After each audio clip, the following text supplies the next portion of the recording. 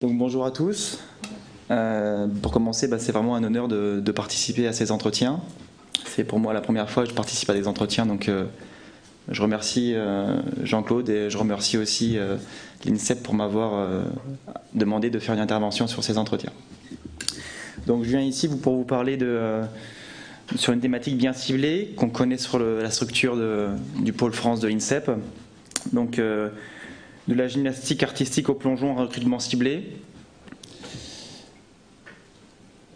Donc un petit peu, voilà comment je vais organiser ma présentation.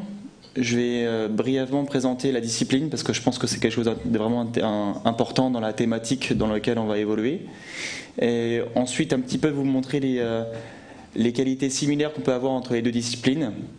Et puis je rentrerai beaucoup plus concrètement dans le cas de l'INSEP, les 10 dernières années qu'on a passées au pôle, donc sur la période 2002-2012, où moi-même à l'époque, en 2002, j'étais athlète. Je suis passé après entraîneur adjoint en 2005. Et donc vraiment pour vous décrire cette période avec tous les gymnastes qui sont passés, d'une structure de gymnastique ou d'une activité gymnique au plongeon. Et un petit peu, donc on finira par les bilans et quelques résultats.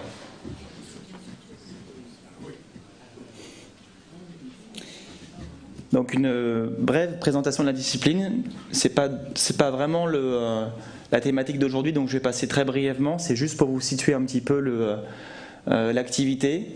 Donc le plongeon, activité de production de forme. Donc là, on est déjà vraiment très proche de la gymnastique sur beaucoup d'aspects. Donc on a au départ d'un tremplin, 1 mètre ou 3 mètres, donc une structure qui est assez souple, et au départ aussi d'une plateforme, donc 5 mètres, 7 mètres, 10 mètres. À savoir que 5 mètres et 7 mètres 50 sont des hauteurs qui sont que pour les jeunes, et 10 mètres, on arrive sur les hauteurs dites de référence olympique. Donc les fondamentaux de la discipline, ils sont fondés sur vraiment 3 éléments. Un départ de qualité, donc avec une trajectoire et une vitesse de rotation, une maîtrise des hauteurs et de l'espace. Là on est vraiment sur la gestion de l'espace, sur des aspects proprioceptifs et kinesthésiques. Donc on se rapproche vraiment de l'activité gymnique. Et une réception aquatique. Là c'est vraiment la différence qu'on peut avoir entre la gymnastique et le plongeon. Donc le plongeon et la gymnastique, donc des qualités similaires.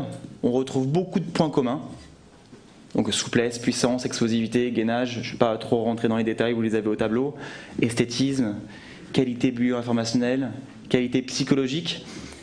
Notamment pour le plongeon, on a beaucoup plus besoin d'engagement, de cran et notamment de prise de risque parce que quand on arrive à des hauteurs de 10 mètres, on est vraiment sur des hauteurs dites olympique ou alors de 28 mètres, mais ça c'est pas trop la thématique d'aujourd'hui non plus parce que c'est plus une discipline qui est sponsorisée par Red Bull qui sort un petit peu du système, mais ça peut monter jusqu'à 28 mètres.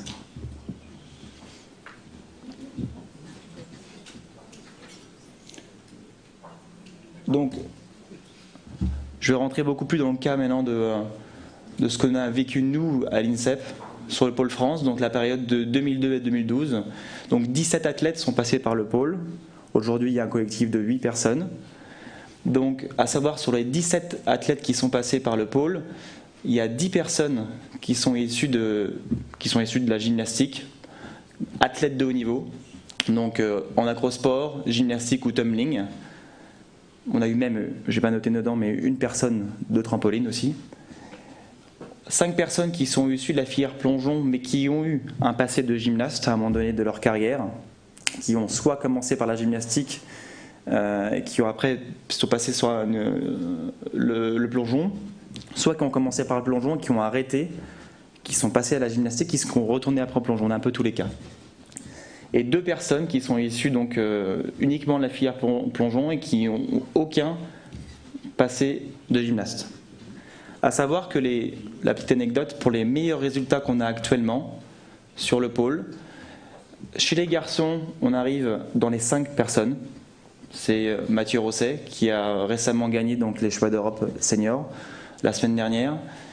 Et chez les filles, par contre, ça fait partie des 2 personnes. C'est Claire Febvey qui a fait 3 Jeux Olympiques, qui a arrêté l'année dernière sa carrière sportive, et qui a fait pendant plus de 10 ans partie des 10 meilleurs mondiaux.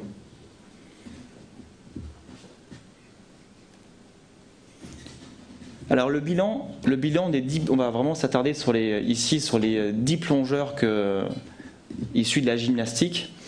Donc 8 plongeurs ont atteint le niveau international junior. Donc là, 80% ont atteint le niveau international junior.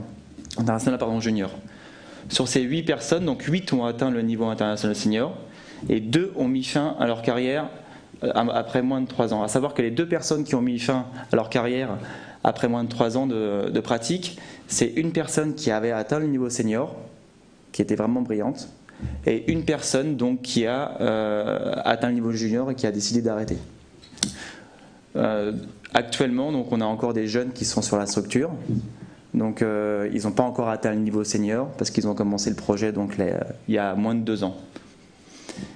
Et sur ces 10 personnes, 2 n'ont pas réussi à réaliser le transfert dans l'activité plongeon. Donc une pour blessure et une parce qu'elle n'a pas réussi à adhérer au projet.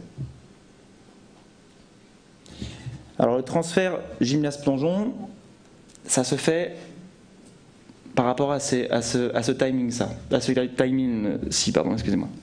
Donc une entrée sur l'INSEP, 2 ans après, donc pour les 10 personnes qui sont arrivées, ils ont atteint un niveau choix d'Europe junior, choix du monde junior et même de Grand Prix FINA. Grand Prix FINA, il faut savoir que c'est un niveau aussi qui est senior.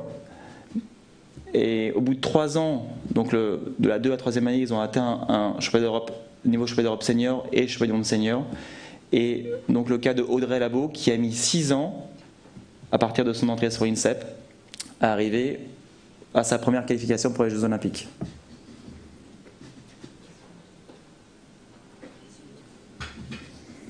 Alors, on arrive à plus ou moins la dernière partie de mon exposé sur les critères discriminatoires de transfert, donc à savoir le bilan qu'on a pu faire sur le pôle par rapport à ces critères.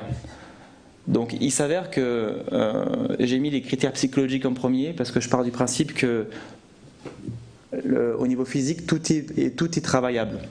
On peut vraiment travailler sur le physique. Par contre, sur les athlètes qui sont déjà relativement qui ont un certain vécu du haut niveau et qui ont pour la plupart donc qui sont arrivés parmi les meilleurs mondiaux de leur discipline avant de se transférer au plongeon, ils sont parfois fatigués. Ils ont une difficulté à se raccrocher à un nouveau projet.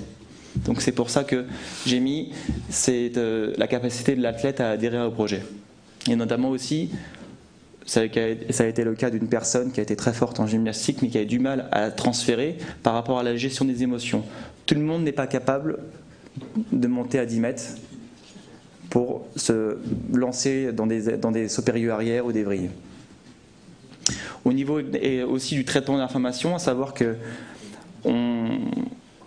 il est difficile aujourd'hui sur le recrutement, on n'a pas beaucoup de temps. Comme on a vu, au bout de 2 ans, on a une contrainte de temps. Au bout de 2 ans, on arrive à un haut niveau qui est junior ou en 3 ans, un haut niveau qui est senior. Donc sur un athlète qui a du mal à se repérer dans l'espace parce qu'au niveau de la gymnastique, on est beaucoup plus sur de l'automatisme et de la répétition du geste. Sur le plongeon, on est beaucoup plus sur une maîtrise de l'espace fine.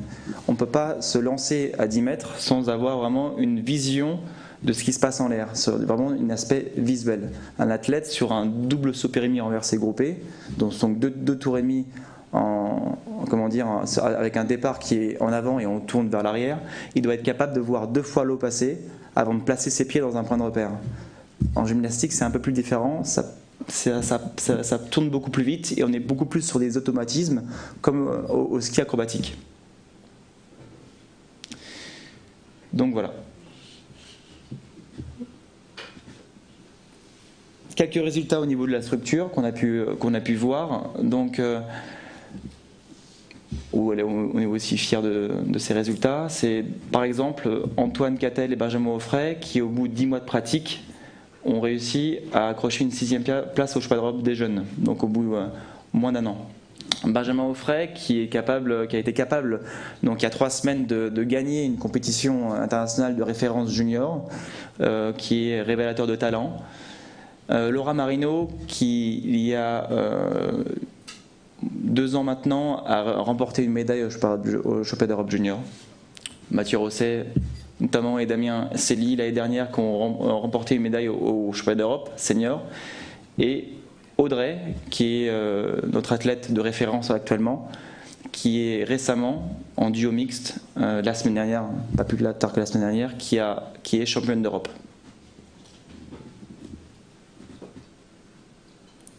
Je terminerai par ma présentation par une petite vidéo de Benjamin pour vous montrer un peu le transfert en 20 mois qu'on a pu opérer au pôle.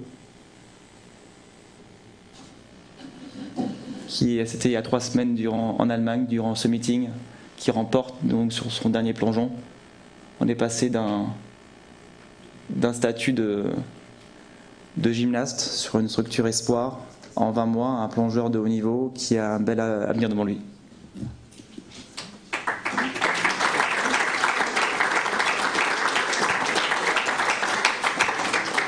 Merci Alexandre. À déconseiller, hein, si vous voulez essayer, entraînez-vous un peu avant. Claude, tu avais essayé une fois le 10 mètres, non? Le 10 mètres une fois.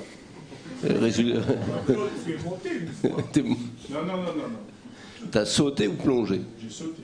Non, ça rassure. D'ailleurs, les nageurs ne vont jamais au plongeur. Malheureusement. Ah non, de toute façon, ils n'y feraient rien. Donc on a ici un transfert réussi. Hein. Donc la question que je voudrais poser à Alexandre.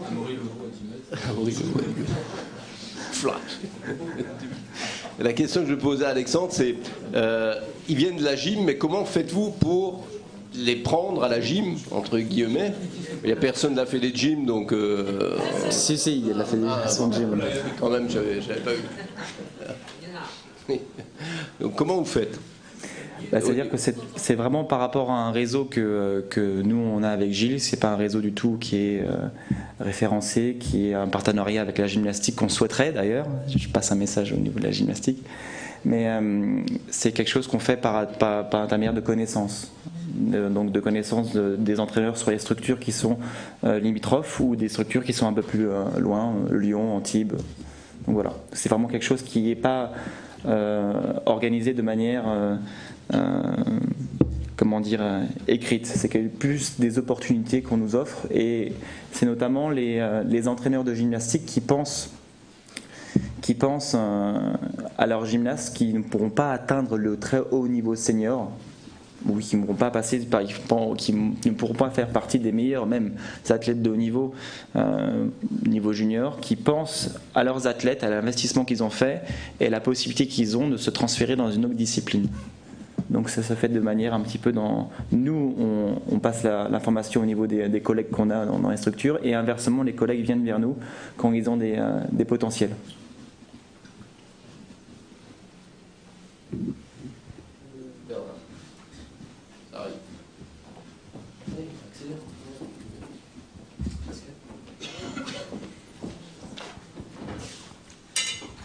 Oui, le plongeon, c'est une activité à risque. Oui.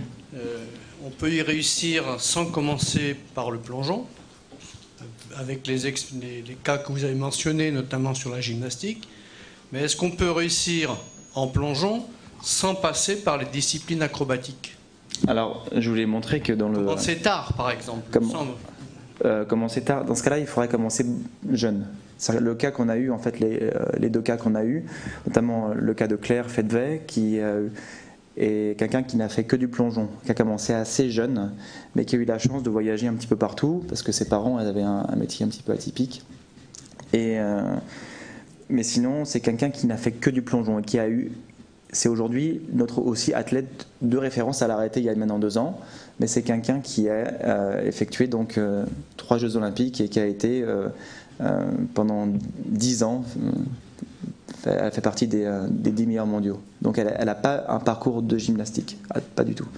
Mais après, je pense que Dans beaucoup de sports, on peut y arriver par d'autres passerelles. C'est le cas notamment de l'Angleterre, où j'ai un petit peu travaillé là-bas pendant 2 ans.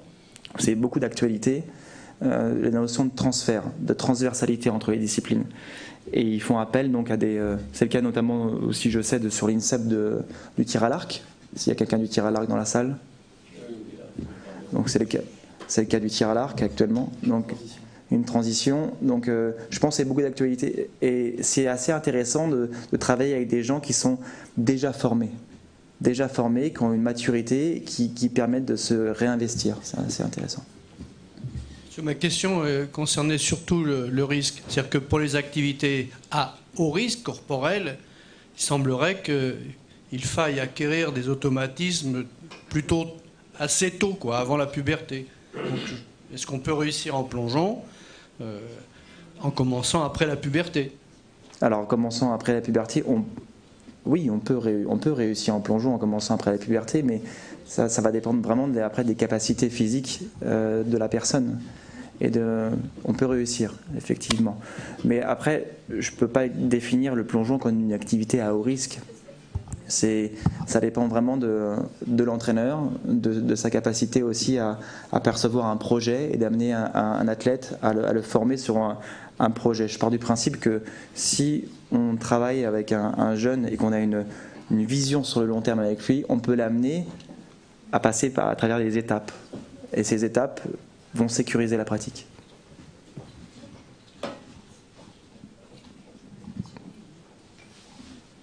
Oui, Alex, tu sais combien j'y connais rien en plongeon, moi. Mais est-ce qu'il n'y aurait pas, ça m'est venu à l'esprit là, mais quelque chose à faire avec le cirque, dans les transferts aussi.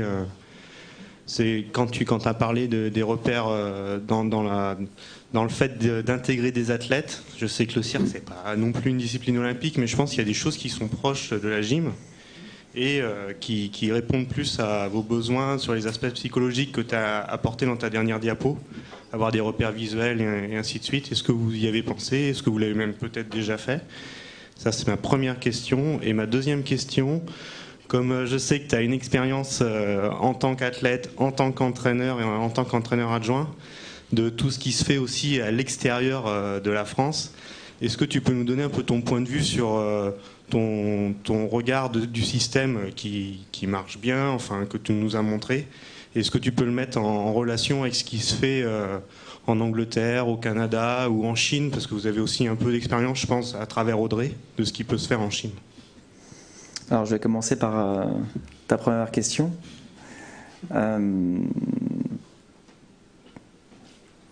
Le cirque, on n'y a jamais pensé. On n'a jamais eu en tout cas de cas. Par contre, la notion d'acrobatie, de personnes qui sont acrobates, c'est primordial. Nous, ce qu'on regarde à travers un recrutement d'un gym, c'est pas quelqu'un qui soit un gymnaste proprement dit, c'est quelqu'un qui soit formé, qui soit acrobate, qui soit capable de se repérer dans l'espace, qui soit capable aussi de jouer, d'être capable un vrai chat. Je ne sais pas si vous me comprenez quand j'utilise cette expression-là.